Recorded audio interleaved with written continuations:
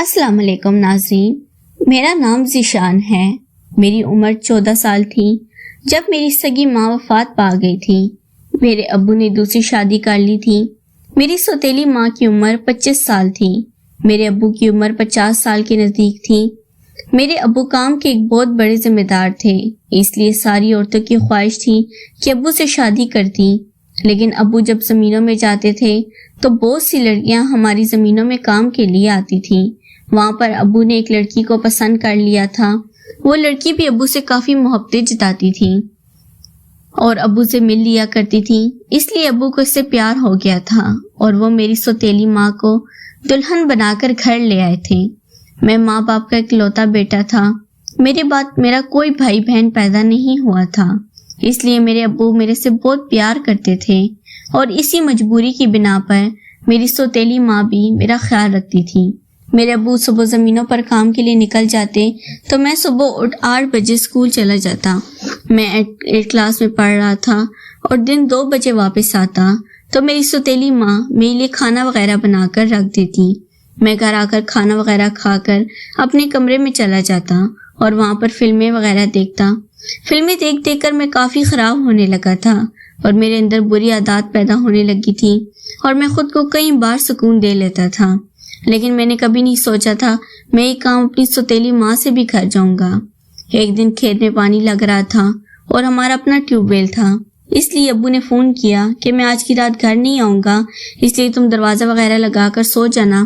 میری سوتیلی ماں نے بھی دروازہ وغیرہ لگائے اور میرے ہی کمرے میں آ گئی تھی، کیونکہ میری سوتیلی ماں کو کافی ڈر لگتا تھا اور وہ کافی خوبصورت بھی تھی، اس لیے میرے ابو نے اس کو یہ تاکید کی تھی کہ وہ میرے ہی کمرے میں سوئے۔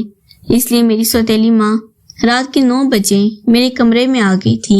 مجھے اپنے کمرے میں اس کی موجودگی اچھی نہیں لگ رہی تھی، کیونکہ میں تو رات کو فلمیں وغیرہ دیکھتا تھا اور اپنی تسکین پوری کرتا تھا، اور آج کی رات میرے لیے یہ کام ہونا ناممکن تھا۔ اس لیے مجھے اپنی سوتیلی ماں پر غصہ آ رہا تھا۔ جب میں نے سوتیلی ماں میرے کمرے میں آئی تو وہ میرے سے باتیں کرنے لگی اور باتوں باتوں میں وہ مجھ سے پوچھنے لگی کہ تمہاری کوئی لڑکی دوست ہے؟ تو میں بھی اس سے فری ہونے لگا تھا اور مجھے اپنا کام ہوتا ہوا دکھائی دیا، لیکن مجھے شرم آ رہی تھی کہ میری ماں ہے اور میرے ابو کے گھر والے ہیں، لیکن میرے اندر کے شیطان نے مجھے کوئی سمجھ بوجھ نہیں آنے دی تھی اور اپنی سوتیلی ماں کے ساتھ ہی میں وہ کام کرنے لگا تھا جو مجھے اپنی بیوی کے ساتھ کرنا چاہیے تھا۔ تقریباً جب میں نے خود کو اچھی طرح راحت دے لی تھی تو مجھے احساس ہوا تھا کہ میں نے اپنی سوتیلی ماں کے ساتھ بہت غلط کیا ہے، لیکن اس میں میری سوتیلی ماں کی بھی غلطی تھی۔ اس نے بھی مجھے منع نہیں کیا تھا اور مجھے راضی کر لیا تھا، لیکن اب مجھے ابو سے کافی ڈر لگنے لگا تھا، اس لیے میں آگے پیچھے پھرتا تھا، لیکن میری سوتیلی ماں نے میرا راز رکھ لیا تھا اور ابو کو نہیں بتایا تھا۔ اب جب بھی ابو گھر سے باہر ہوتے تو میری سوتیلی ماں میرا مطلب پورا کر دیتی تھی۔ مجھے بھی اس کے ساتھ کرنے سے بہت راحت ملتی تھی اور میں اس کا عادی ہو چکا تھا۔ ہمارا یہ کھیل 5 سال جاری رہا تھا۔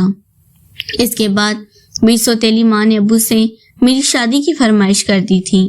تب میں نے اپنی پڑھائی بھی مکمل کر لی تھی، اس لیے ابو نے کوئی اچھی سی لڑکی ڈھونڈ کر میری شادی کر دی تھی اور میں اپنی سوتیلی ماں سے گندا کام کرنے سے باز آ گیا تھا۔ اب میں اس کی بہت عزت کرتا تھا اور اپنی گناہوں کا کفارہ کرتا تھا اور اللہ سے توبہ طلب کرتا تھا۔ کیسا کام مجھے ہرگز نہیں کرنا چاہیے تھا۔ وہ تھی تو سوتیلی، لیکن تھی تو میری ماں، اس لیے مجھے بہت شرمندگی ہوتی تھی۔ ناظرین، اگر آپ کو یہ کہانی پسند آئی ہو تو ویڈیو کو لائک کر دیں۔ شکریہ۔